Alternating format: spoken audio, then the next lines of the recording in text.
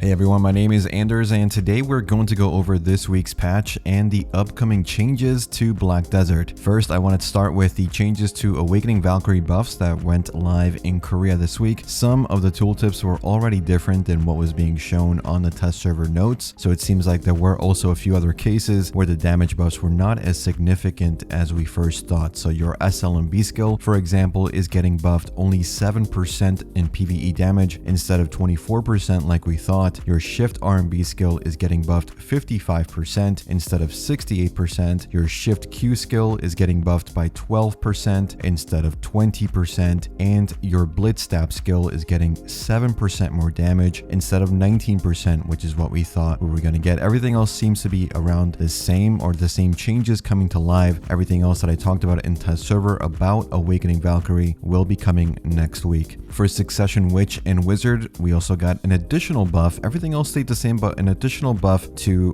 Prime multiple magic arrows of 11% more PvE damage. Everything else, like I said, seems to have stayed the same on live compared to what we tested on Global Labs. Prime Earthquake Destruction, now dealing 20% less damage in PvE, but now has a new animation to compensate. Prime Meteor Fall Focus is now on an 18-second cooldown instead of a 30-second cooldown, and the hits are no longer reduced in PvP. Damage has increased by 28% in PvE. Prime Flame Explosion Spread now deals 18% more damage in PvE. Prime Flame Explosion Aerial now deals 35% more damage in PvE. Prime Residual Lightning High Voltage now deals 18% more damage in PvE. Prime Aqua Gel now deals 30% more damage in PvE. Prime Equilibrium Break now deals 12% more damage in PvE. Prime Bolide of Destruction now deals 80% more damage in PvE. For Succession Witch specifically, the Prime Multiple Magic Arrow skill has been changed to no longer have a reduced casting speed effect on Earth Elemental skills, and instead now has a 2 added hits effect on Fire, Ice, and Earth Elemental skills. For Succession Wizard, the cooldown reduction effect will now apply to Prime Meteor skills. So those changes should be hitting our servers next week. They all came out in Korea this week. This week we are seeing the Striker changes and some additional buffs to Awakening Lahn and Awakening Berserker to global regions, so you can watch my breakdown video for more details on those changes. This week we also have the Blessings of the Morning mechanic added to the game. This will buff the channel of a player who clears the hardest difficulty of a boss. The element of the boss will affect the type of buff we're going to get for that channel. This effect will apply to everyone on that channel, similar to the Golden Bell buff. So if you want, you can switch to the channel if you want that specific buff. If someone's told you there's a buff live on, say, Calcium 4, for example. These can also stack as long as they are different elements as well. So if all 3 buffs are active on the same channel, you as a player will have 1 AP, 1 DP, and 20% more item drop rate increase on that channel for 3 hours if someone clears the same type of boss. However, while that buff is already active, that buff duration will refresh for another 3 hours. The Margoria Pirate Fleet was also added in the Margoria Ocean. You can get sea crystals, moss-covered maps,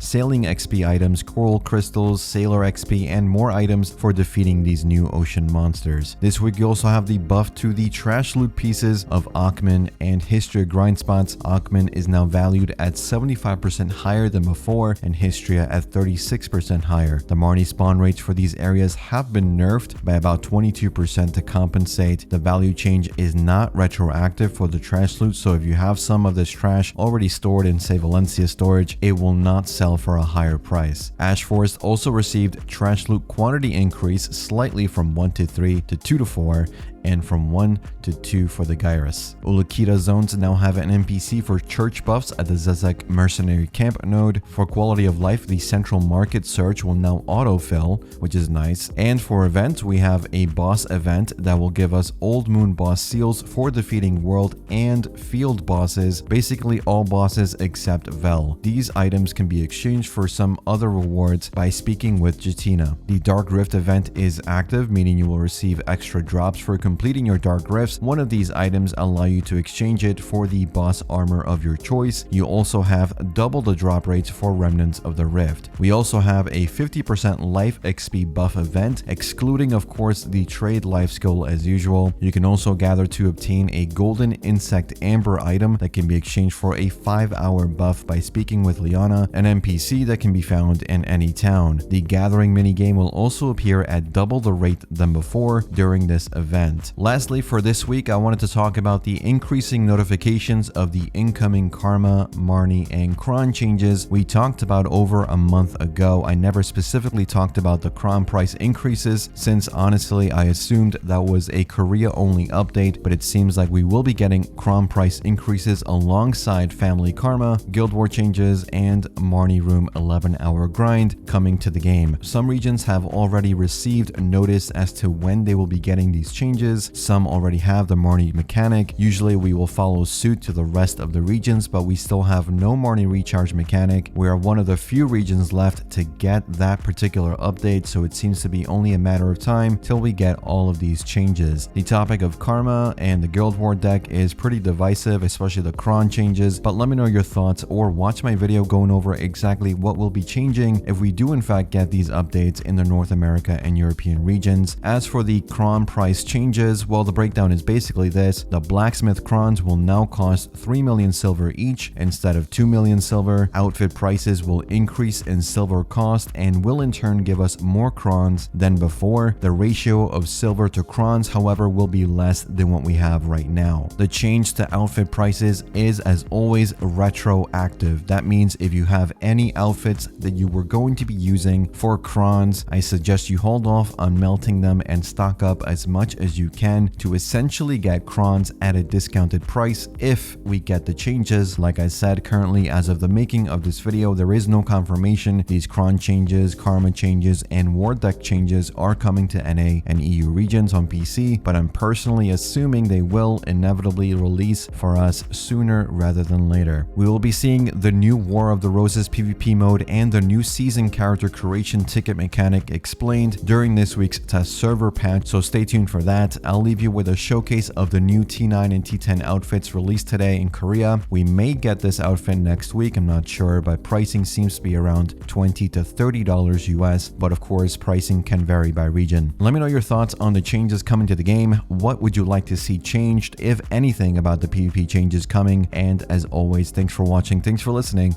I'll see you all in the next one. Take care.